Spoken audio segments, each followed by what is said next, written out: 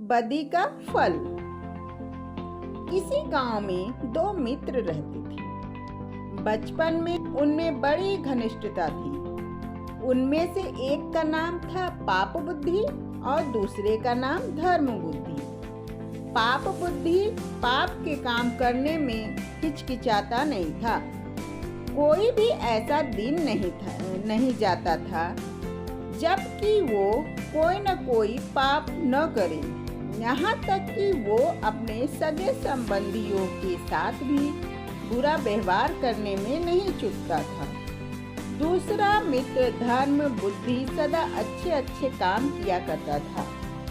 वो अपने मित्रों की कठिनाइयों को दूर करने के लिए तन मन धन से पूरा प्रयत्न रहता था। वह अपने चरित्र के कारण प्रसिद्ध था। धर्म बुद्धि को अपने बड़े परिवार का पालन पोषण करना था। वो बड़ी कठिनाइयों से धनोपार्जन करता था। एक दिन पाप बुद्धि ने धर्म बुद्धि के पास जाकर कहा, मित्र, तूने अब तक किसी दूसरे स्थानों की यात्रा नहीं की है, इसलिए तुझे और किसी स्थान की भी जानकारी नहीं है। जब तेरे बेटे पोते उन स्थानों के बारे में तुमसे पूछेंगे तो क्या जवाब देगा? इसलिए मित्र, मैं चाहता हूँ कि तू मेरे साथ घूमने चल। धर्म बुद्धि गहरा निष्कपट था। वो छल प्रेम नहीं जानता था। उसने उसकी बात मान ली। ब्राह्मण से शुभ मुहूर्त निकलवा कर वे यात्रा पर चल पड़े। चलते चलते वे एक सुंदर नगरी में जाकर रहने लगे। पाप बुद्धि ने धर्म बुद्धि की सहायता से बहुत सा धन कमाया।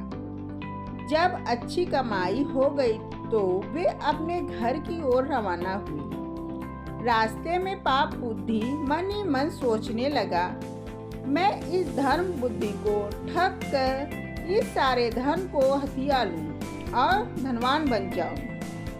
इसका उपाय भी उसने खोज लिया। दोनों गांव के निकट पहुंचे। पाप बुद्धि ने धर्म बुद्धि से कहा, मित्र, ये सारा धन गांव में ले जाना ठीक नहीं।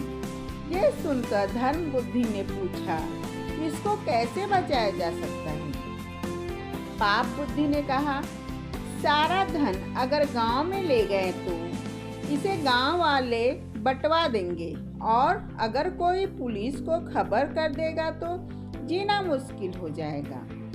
इसलिए इस धन में से आवश्यकता के अनुसार थोड़ा थोड़ा लेके बाकी को किसी जंगल में गाड़ देंगे। जब जरूरत पड़ेगी तो आकर ले जाएंगे।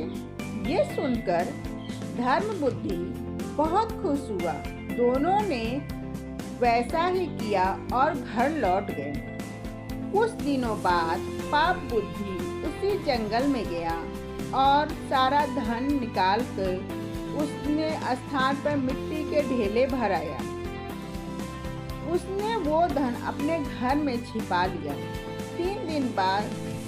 3-4 दिन बाद वो धन बुद्धि के पास जाके बोला, मित्र, जो धन हम लाए थे वो सब खत्म हो गया है, इसलिए चलो जंगल में जाकर कुछ धन और ले आए।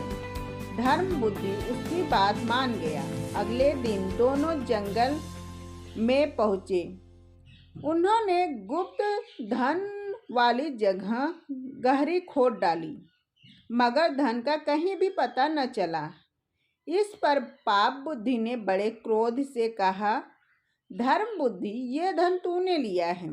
धर्म बुद्धि को बड़ा गुस्सा आया। उसने कहा, मैंने ये धन नहीं लिया है। मैंने अपनी जिंदगी में आज तक ऐसा नीच काम कभी नहीं किया।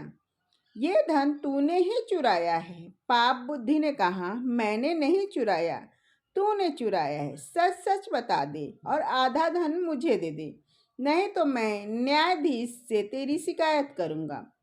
धर्म बुद्धि ने यह बात स्वीकार कर ली। दोनों न्यायालय में पहुँचे। न्यायाधीश ने सारी घटना सुनाई गई। न्यायाधीश को सारी घटना सुनाई गई। उसने धर्म बुद्धि की बात मान ली और पाप बुद्धि को 100 कोड़े का दंड दिया। इस पर पाप बुद्धि कांपने लगा और बोला, महाराज, वह पेड़ पक्षी, हम उससे पूछ ले तो वो हमें बता देगा, और उसके नीचे धन किसने निकाला है। यह सुनकर न्यायाधीश ने उन दोनों को साथ लेकर वहां जाने का निश्चय किया। पाप बुद्धि ने कुछ समय के लिए अवकाश मांगा। वो अपने पिता के पास जाकर बोला, पिताजी, अगर आपको यह धन और मेरे प्राण बचाने हो तो आप उस पेड़ की कोखर में बैठ जाएं और न्यायाधीश से पूछने पर चोरी के लिए धर्म बुद्धि का नाम ले दें। पिता राजी हो गए। अगले दिन न्यायाधीश, पाप बुद्धि और धर्म बुद्धि वहां गए। वहां जाकर पाप बुद्धि ने कहा, ओ वृक्ष, सच बता, यहाँ का धन किसने चुराया है। कोखर में छिपे उसके पिता ने कहा, धर्म बुद्धि ने। यह सुनकर न्यायाधीश धर्म बुद्धि को कठोर कारावास का दंड देने के लिए तैयार हो गए। धर्म बुद्धि ने कहा, आप मुझे इस वृक्ष को आग लगाने की आज्ञा दे दें। बाद में जो उचित दंड होगा उसे मैं सहर्ष स्वीकार कर लूंगा। न्यायाधीश की आज्ञा पाकर मंद धर्म बुद्धि ने उस पेड़ के चारों ओर कोखर में मिट्टी का तेल के चिथड़े लगा उपले जलाकर आग लगा दी। कुछ ही क्षणों में पाप बुद्धि चिल्लाई, अरे मैं मरा जा रहा हूँ, मुझे बचाओ। पिता के अध जले शरीर को बाहर निकाला गया तो सच्चाई का पता चला। इस पर पाप बुद्धि को मृत्यु का दंड दिया गया और धर्म बुद्धि खुशी खुशी अपने घर लौट आया।